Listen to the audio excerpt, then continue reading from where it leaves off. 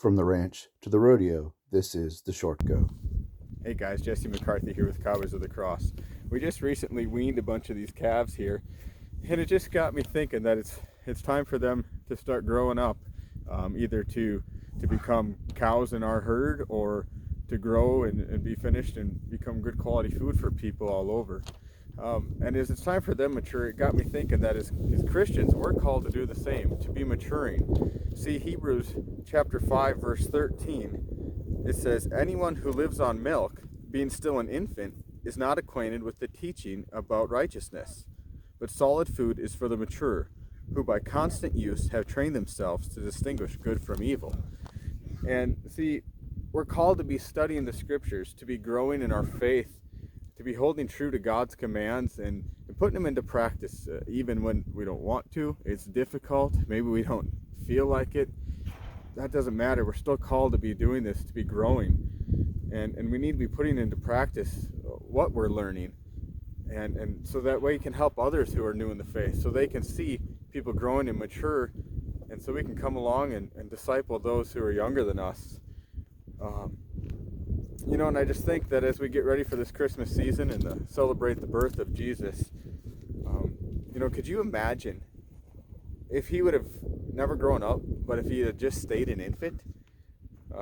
We'd be missing out on his teachings, his ministry, and we would have never had that perfect sacrifice. There would have just been a huge negative impact on all of humanity for the rest of time if he had never grown. But instead we did have that perfect lamb who willingly gave himself up as a sacrifice for our sins. And so as we celebrate this Christmas time, in the birth, I just want you to remember the man that Jesus became to be that sacrifice.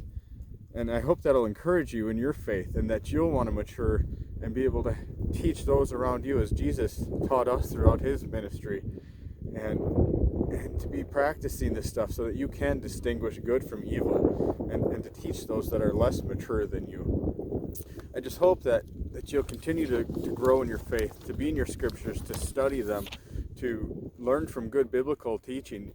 If you're not involved in a biblical teaching church, to get involved, to be going to doing Bible studies with other believers, those who are more mature than you. Seek out those people that have been walking in the faith and have those good fruits, to show that, and learn from them. And in turn, as you grow, learn from those, or teach those who are younger than you.